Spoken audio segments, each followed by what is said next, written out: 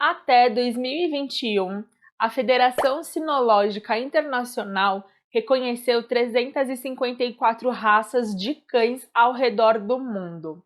Para quem não sabe, a sinofilia é o amor aos animais e aos estudos e aperfeiçoamento das raças. Ou seja, a FCI é a entidade máxima da sinofilia. Porém, esse número poderia ser bem maior se algumas raças de cães não tivessem sido extintas no passado. Nesse vídeo, eu vou te falar um pouco mais sobre 5 raças que já foram extintas.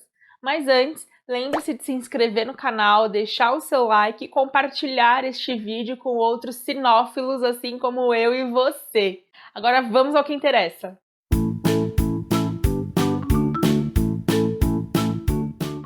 A relação entre cães e humanos é milenar, porém a forma como a gente trata os animais hoje, a definição de direitos animais e o que é maus tratos animal ou não, é tudo muito recente. Para você ter uma noção, a FCI que eu citei anteriormente, ela foi fundada em 1911. Aqui no Brasil, a lei de crime ambiental que prevê maus tratos é só de 98. Ainda temos muito que evoluir quando o assunto é maus tratos aos animais, mas pesquisando sobre esse vídeo, sobre o tema de hoje, eu vi que a gente evoluiu muito num período bem curto de tempo. Até o século XIX, a relação entre o homem e o animal era puramente de interesse. Não existia a classificação dos animais através das raças, mas sim através das suas funções.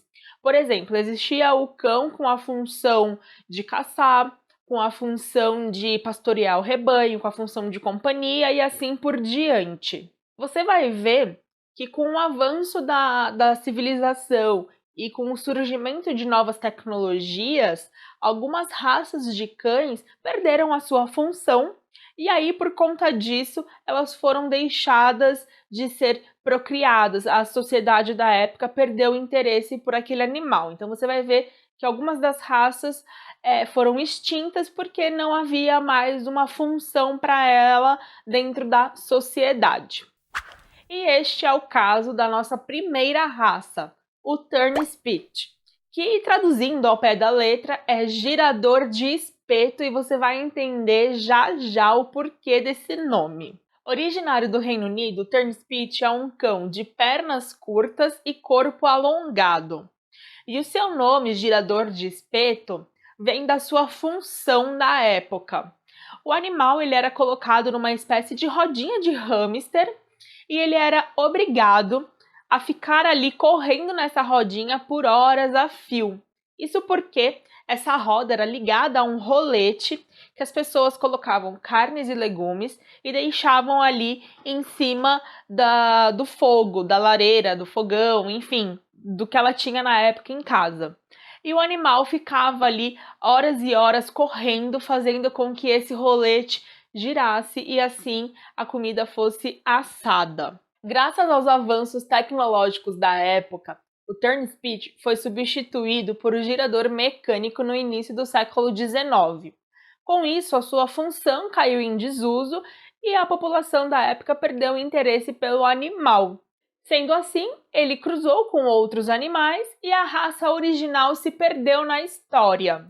O Kuri era originário da região da Polinésia, que é um conjunto de ilhas composta também pelo Havaí e a Nova Zelândia. Ele era um fiel companheiro do povo Maori. Seu olfato não era muito bom, mas mesmo assim ele era usado para caçar o pássaro kiwi, um pássaro super característico ali da Nova Zelândia.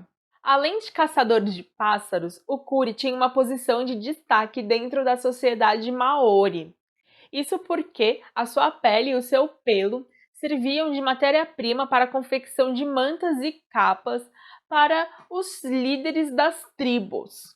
E por conta disso, os seus pelos precisavam estar sempre muito bem limpos e alinhados. Só que a sua aparência não agradou muito os colonizadores europeus, que quando chegaram até a região da Nova Zelândia, se depararam com o animal e descreveram ele como um cão feio, teimoso de olfato muito pobre e traiçoeiro.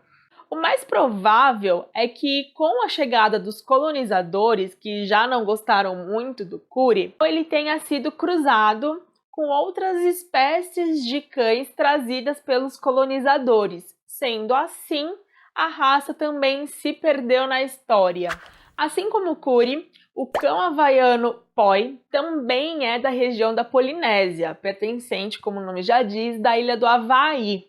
O Poi era um cachorro pequeno, bem parecido com o Jack Russell Terrier que nós temos hoje. Ele era criado como um cão de companhia pelo povo havaiano e tinha uma forte relação com os humanos. Tanto é que era bastante comum cães e tutores serem enterrados juntos. Quando o animal morria, os seus pelos serviam para a confecção de roupas e os seus dentes para a confecção de joias. Inclusive, no Museu de Honolulu existe uma coleção de 13 chocalhos de tornozelo que foram confeccionados com mais de 11 mil dentes de 2.805 cães. É muita coisa. Mas o diferente mesmo nesse animal era a sua dieta. O Poi era vegetariano, pois é, não por uma escolha, obviamente, do animal, mas sim era uma imposição humana. Inclusive, Poi é o nome de um prato típico do Havaí feito com raízes cozidas e amassadas numa forma de pasta. E a dieta do animal consistia basicamente disso, dessa pasta de raízes.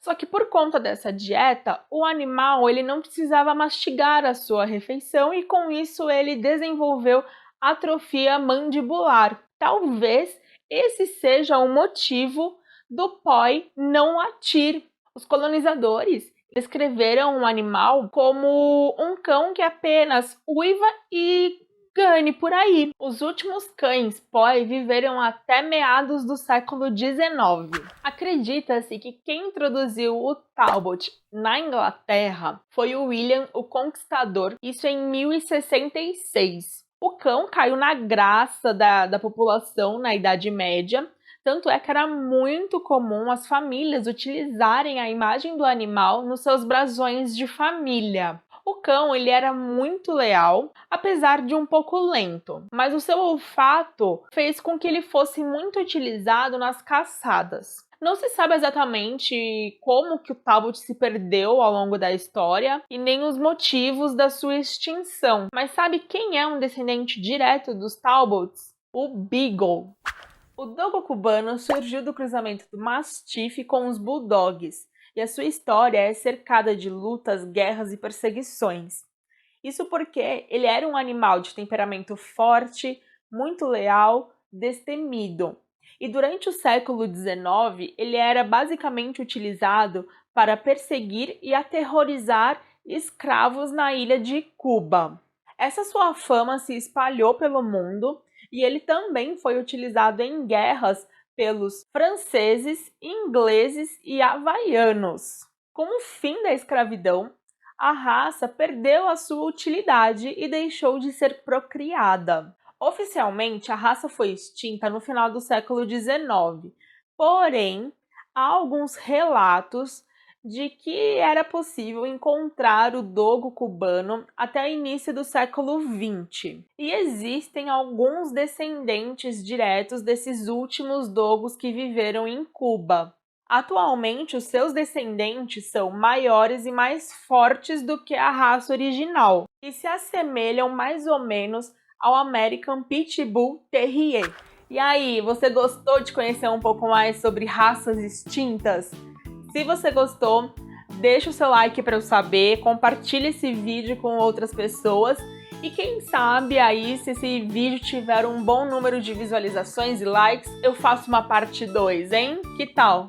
Obrigada por assistir esse vídeo e até mais!